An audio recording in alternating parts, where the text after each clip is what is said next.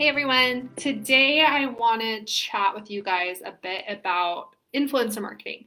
And I don't have like a cool little PDF for you this week. I feel like it's a lot of just Q&A type stuff. So I get asked a lot about using influencers as a business and then also from influencers, how you can connect with businesses and um, how that looks and all that good stuff. First of all, before I even start anything, influencer marketing is taking off like crazy in social media world. And so if you haven't hopped on this or tried this as a business owner, or if you have a huge platform and you aren't doing any sort of influencer type stuff, like you are definitely missing out. With that being said, there are some things that you need to do as a business owner or as an influencer to protect yourself. I've seen so many people get taken advantage of in this industry and in this world, and I've learned lessons too. I've made some mistakes and learned the best practices for working with influencers or also working with a business. So the first thing is, what is influencer marketing? It used to be called affiliate marketing. So it's been around a really long time. If you've heard that word affiliate marketing, you probably have been in this industry a while.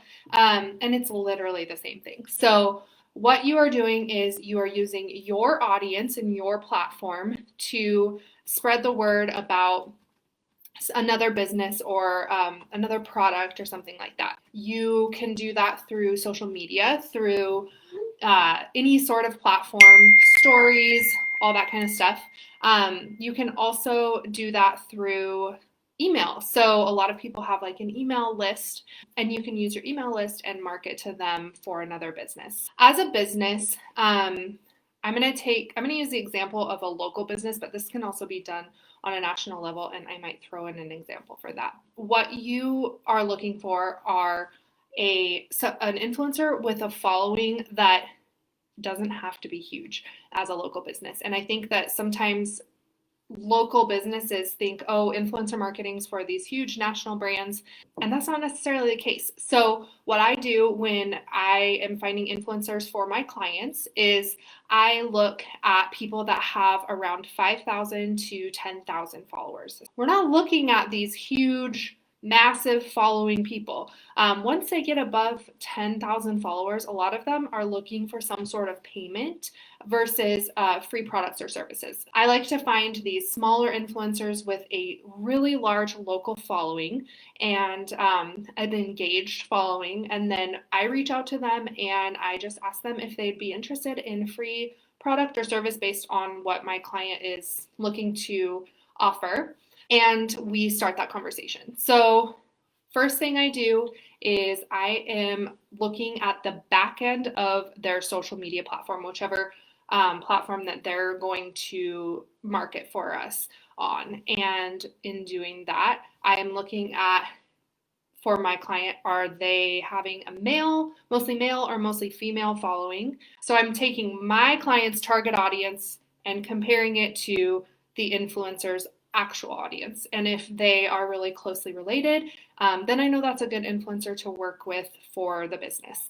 Let's flip that around. As an influencer, you are going to want to start really looking at your metrics on the back end of your social media platform and paying attention to the type of people that you're following, the type of audience you're connecting with, their age, their location, their sex, that kind of stuff, and how engaged they are with your following or with your audience. So that's super important to, as an influencer, pay attention to that stuff, because if you have a goal of working with certain industries or certain like e-commerce or stuff like that, you have to have that following and they're gonna look. So start building that following ahead of time if that's your goal, is to be an influencer. That's kind of like both sides of the coin there. And as you can see, like you don't have to have a huge national following as an influencer. You can do like local stuff. For instance, I have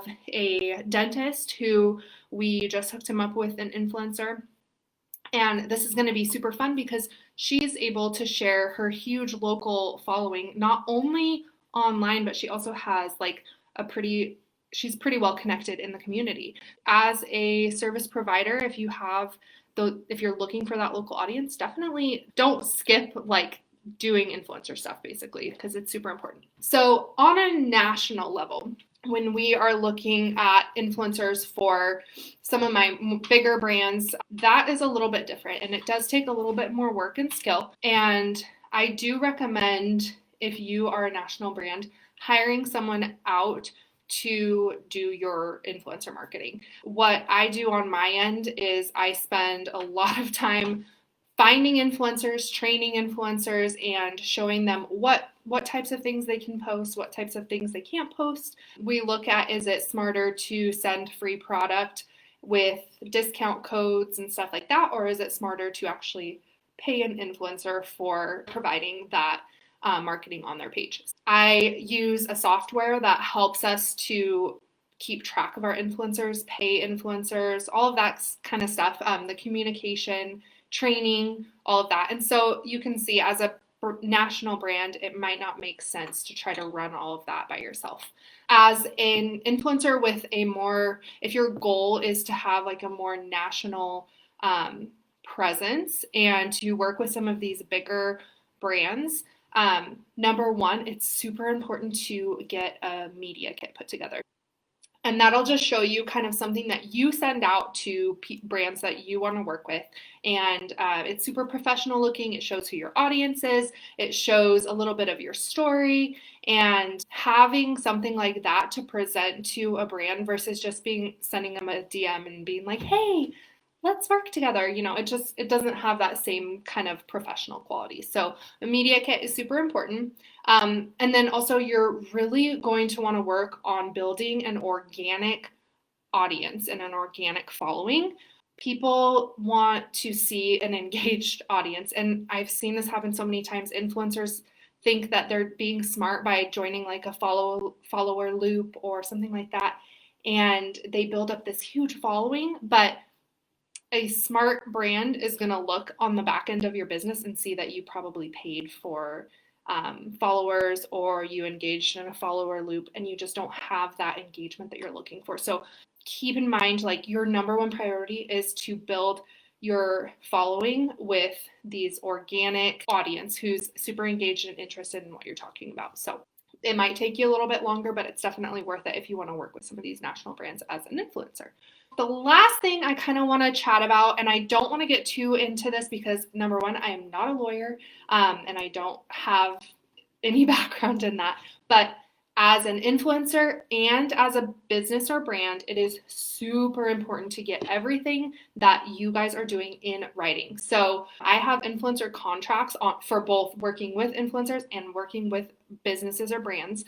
And I make sure that everything is spelled out in that contract and that there is nothing left for negotiation, no room for error with that, because I have seen a lot of people start working together and they don't have anything in writing, and it can get really messy really fast. So just make sure that if you're working even at the local level with someone that you might trust and know very well, I would still get everything in writing, because there is that exchange going on there, whether it's of money or of services or of products. It's still important to have that in writing. Feel free to, if you're watching this after the live, ask me any questions in the comments or send me a message. I would love to help you connect or learn a little bit about influencer marketing if I haven't covered something. And then if you're looking to start influencer marketing, but you need either some coaching or you just want someone to have a done for you approach, feel free to reach out. My agency does a lot of influencer marketing on the back end, and I also coach this type of stuff. So